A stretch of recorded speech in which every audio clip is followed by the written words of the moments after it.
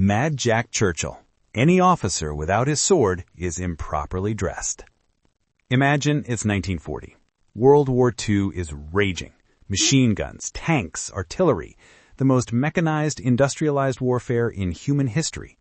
And then imagine a British officer charging into battle wearing a kilt, playing bagpipes, with a medieval broadsword strapped to his waist and a longbow slung over his shoulder. He fires an arrow. A German soldier falls dead with the arrow in his chest. It's the last recorded longbow kill in military history. Then this officer draws his sword, throws grenades, and captures 42 German soldiers using nothing but his blade and the element of surprise. He escapes from a Nazi concentration camp not once, but twice.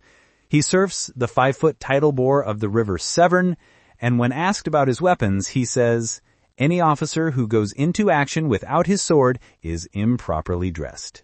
This man existed. His name was Lieutenant Colonel John Malcolm Thorpe Fleming Churchill. The British Army called him Mad Jack. The Germans called him insane. His own men called him the bravest officer they ever served under. By the end of this video, you'll discover how a bagpipe-playing movie extra became a commando legend, whether he actually captured those 42 Germans with just a sword, and why Mad Jack was disappointed when the atomic bombs ended World War II. Stay with me, because Jack Churchill's story will show you what it means to fight a modern war with ancient weapons and win. Part 1. The Adventurer. Early Life and Pre-War Years. The story of John Malcolm Thorpe Fleming Churchill begins on September 16, 1906, in Colombo, British Ceylon, now Sri Lanka. Jack, as he was known, was born into a British colonial family. His father, Alec Fleming Churchill, worked as a district engineer in the Ceylon Civil Service, following in his own father's footsteps. Jack's childhood was spent moving between Britain's far-flung colonies. In 1910, when Jack was just 4 years old, the family moved to British Hong Kong, where his father became director of public works. Jack loved the adventure. He explored Hong Kong's rural areas, climbed hills, and developed a taste for excitement that would define his entire life. In 1914, when World War I erupted, the Churchill family returned to Britain. Jack was sent to boarding school, first to the Dragon School in Oxford, then to King William's College on the Isle of Man. He was educated alongside Britain's future elite, learning Latin, Greek, and the art of being a proper British gentleman. But Jack was anything but proper. In 1926, at age 20, Jack graduated from the Royal Military College at Sandhurst and was commissioned as an officer in the 2nd Battalion Manchester Regiment. He was sent to Rangoon, Burma, where he was supposed to learn signals and communications. Instead, Jack bought a Zeeth motorcycle and drove 1,500 miles across the Indian subcontinent. Along the way, he crashed into a water buffalo, but continued on. In Burma, he crossed railway bridges by stepping on the open sleepers and pushing his bike along the rails, a feat that could have killed him if he'd slipped. It was also in Burma that Jack discovered his love of bagpipes. He convinced the pipe major of the Cameron Highlanders to teach him. Within months, Jack was an accomplished bagpipe player. In 1938, he competed in a military piping competition and finished second, impressing seasoned Scottish pipers. But bagpipes weren't Jack's only passion. He was also an expert archer. He trained obsessively with the longbow, an ancient weapon that had been obsolete for centuries. In 1939, Jack represented Great Britain at the World Archery Championships in Oslo, Norway. By then, Jack had left the army and moved to Kenya, where he worked as a newspaper editor. He also appeared in 2 films as an extra, playing bagpipes and shooting arrows.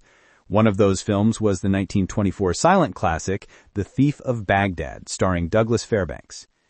Jack Churchill lived for adventure. Motorcycles, bagpipes, archery, filmmaking, he tried everything. And when war came in September 1939, Jack saw it as the greatest adventure of all. Part 2. Return to War. Dunkirk and the First Arrow. When Germany invaded Poland on September 1, 1939, Jack Churchill was still on the reserve officer list. He immediately requested reactivation. His request was granted, and Jack was assigned to the Manchester Regiment, part of the British Expeditionary Force sent to France. Jack arrived in France armed in a way no other British officer was. He carried a Scottish basket-handled broadsword, a longbow, and a quiver of arrows. His fellow officers thought he was mad.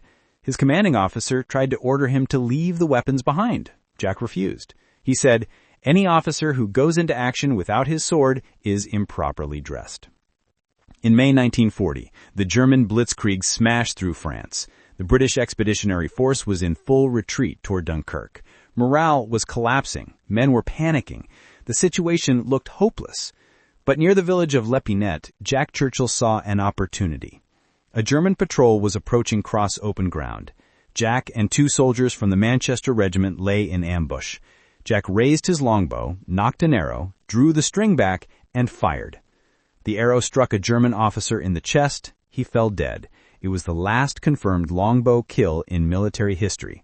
And that was the signal for the ambush. Jack's men opened fire with machine guns. The German patrol was wiped out. Jack later described the action matter-of-factly.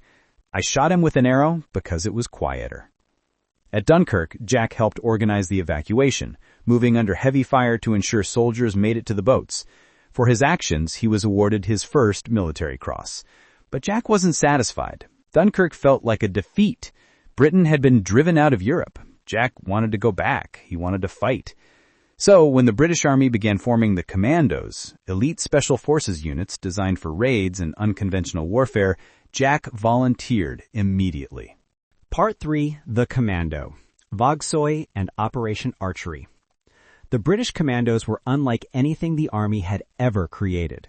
They were small, highly trained units specializing in amphibious raids, sabotage, and hit-and-run attacks on German-occupied Europe. They operated behind enemy lines, often with no support and no backup. Jack Churchill was a perfect fit. In December 1941, Jack was second in command of No. 3 Commando during Operation Archery, a raid on the German-occupied Norwegian island of Vogsoy. The objective was to destroy German fish oil factories, sink shipping, and capture prisoners. As the landing craft approached the beach, German defenders opened fire. Men were hit before they even disembarked. Jack Churchill stood at the front of his landing craft, completely exposed, playing March of the Cameron Men on his bagpipes.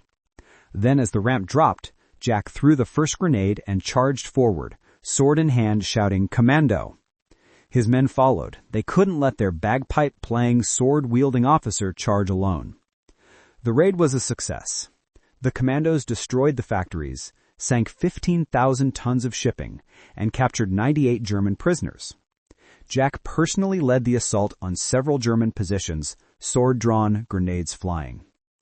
For his actions at Vogsoy, Jack was awarded a bar to his military cross, meaning he had now earned the decoration twice. Film footage from the raid still exists. It shows Jack Churchill on the deck of a ship after the battle, playing his bagpipes while his men dance a Highland fling. It's surreal. Men who had just been in combat dancing to bagpipe music played by their sword-carrying officer. But this was just the beginning of Mad Jack Churchill's war. Part 4. Sicily and the 42 Prisoners, the legendary capture. In July 1943, Jack Churchill was commanding officer of No. 2 Commando during the Allied invasion of Sicily. The commandos landed at Catania and were ordered to push inland, capturing key positions and disrupting German defenses.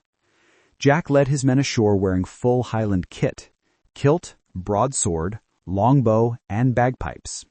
Witnesses reported that the sight of this officer, dressed like a Scottish warrior from centuries past, inspired his men and absolutely baffled the enemy.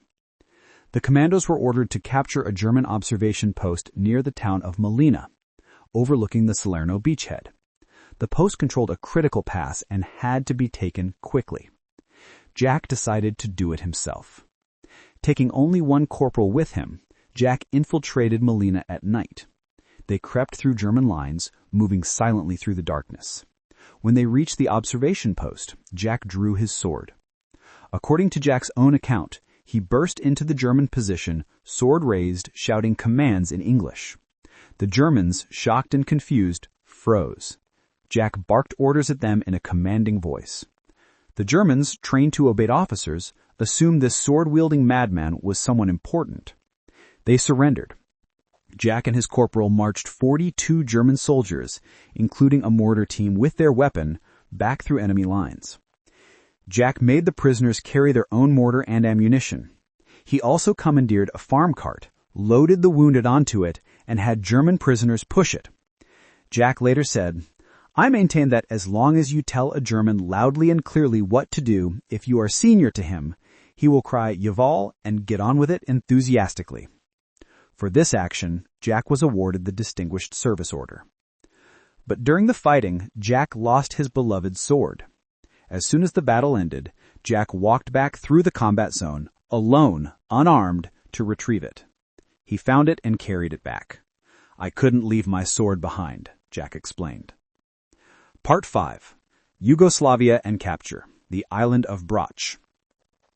In 1944, Jack Churchill was sent to Yugoslavia as part of the McLean mission, supporting Joseph Broz Tito's partisan forces against the Germans. Jack led commandos and Yugoslav partisans in a series of raids along the Dalmatian coast. In May 1944, Jack was ordered to assault the German-held island of Brač. He assembled a force of 1,500 partisans and 43 commando. The plan was to land at night, storm German positions, and drive the enemy off the island. The landing was unopposed, but when the partisans saw the German fortifications, they refused to attack immediately. They wanted to wait until the next morning. Jack was furious. Delay gave the Germans time to prepare, but he had no choice. The next morning, Jack led the attack personally. He played his bagpipes as the commandos advanced, keeping morale high, but the German defenses were strong. Machine gun fire tore through the ranks. Men fell. The attack stalled. Jack, as ever the aggressive leader, pushed forward alone. He charged a German position, sword in hand, grenades flying. He was in the middle of the fight when a German mortar shell exploded nearby. Shrapnel tore into Jack's body. He was thrown backwards, unconscious. The last thing his men heard before he collapsed was Jack playing "Will 'E Not Come Back Again" on his bagpipes. The Germans captured Jack and several other wounded commandos. They searched him and found papers indicating he was an officer.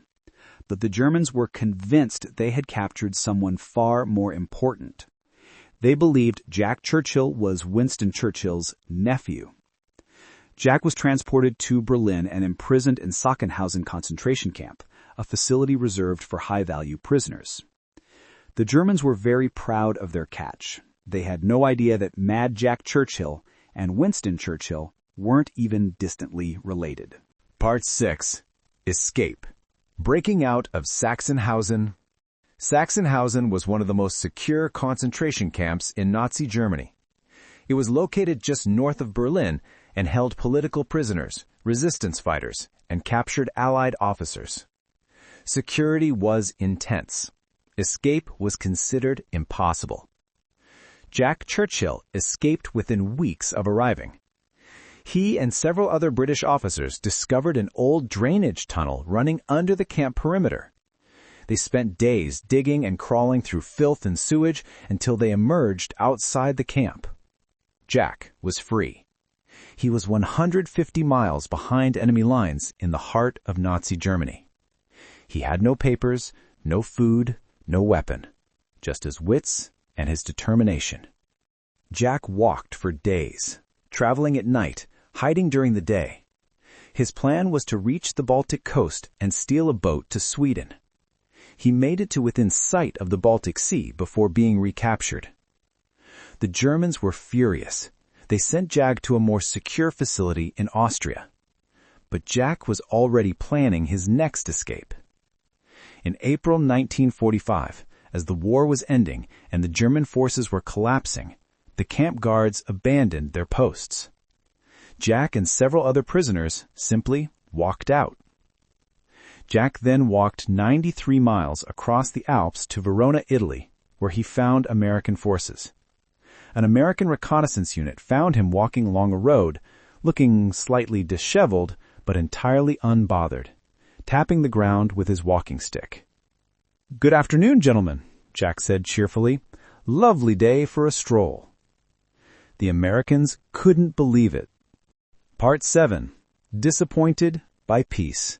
The End of the War. When Jack Churchill reached Allied lines in May 1945, the war in Europe was over. Germany had surrendered. Jack had survived. But Jack wasn't happy. He was disappointed. "If it wasn't for those damn Yanks," Jack said, referring to the atomic bombs dropped on Hiroshima and Nagasaki, "we could have kept the war going another 10 years. Jack was only half joking. He loved the excitement, the adventure, the challenge of warfare. For Jack Churchill, war wasn't hell. It was the most alive he ever felt. Jack immediately volunteered for transfer to the Pacific to fight the Japanese. But by the time he arrived in Burma, the atomic bombs had ended the war there, too. Jack never got his chance to fight in the Pacific. Part 8. Post-War Adventures. Surfing, Motorcycles, and Steamboats. After World War II, Jack Churchill didn't retire quietly. That wasn't his style. In 1948, while serving in Palestine during the final days of the British Mandate in Jerusalem, Jack rescued an estimated 500 Jewish doctors and patients from an Arab ambush of the Hadassah medical convoy in Jerusalem. He walked into the middle of the firefight, unarmed except for his walking stick, smiling at both sides. "People are less likely to shoot you if you smile at them," Jack explained later. In the 1950s, Jack retired from active military service but couldn't sit still. He became a competitive motorcycle racer participating in speed trials. He also developed a passion for surfing and became the first person to successfully surf the 5-foot tidal bore of the River Severn in England, a dangerous feat that required precise timing and nerve. He also restored steamboats on the Thames, another eccentric hobby that fit his adventurous spirit. He lived a full, active life well into his 80s. His son Malcolm later said, "He didn't brag about these things at all, but he would be happy to talk to anyone who asked, particularly if it was over a couple of nice glasses of wine in the evening." On March 8, 1996, Jack Churchill died peacefully at the age of 89. He was buried with full military honors. Conclusion. The meaning of Mad Jack. So what can we learn from the life of Jack Churchill? First, that individuality matters. Jack refused to conform. He fought his war his way, with his weapons, and it worked. Second, that courage mixed with eccentricity can inspire.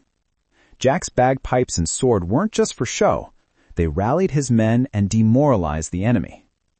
And third, that some people are born for adventure. Jack could have lived a quiet, comfortable life. He chose excitement instead. And fourth, that you can break the rules and still succeed. Jack violated every military regulation about proper equipment, but he won battles and earned medals.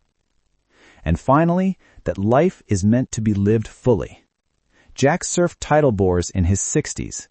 He never stopped seeking adventure. He lived on his own terms until the very end. Jack Churchill charged into World War II with a sword, a longbow, and bagpipes. He killed a German with an arrow. He captured 42 prisoners just with his sword. He escaped from Nazi concentration camps, and he complained that the war ended too soon. In 1996, one British newspaper wrote in Jack's obituary, "Had Churchill not existed, it would have been impossible to invent him. No fictional hero with his story would seem credible." That's the legacy of Lieutenant Colonel John Mad Jack Churchill, a man who fought a modern war with ancient weapons and won. Thank you for watching. We've completed Day 5 with 3 incredible stories of warriors whose courage changed history. Until next time, remember what Mad Jack Churchill proved, that sometimes the most effective weapon is the one nobody expects.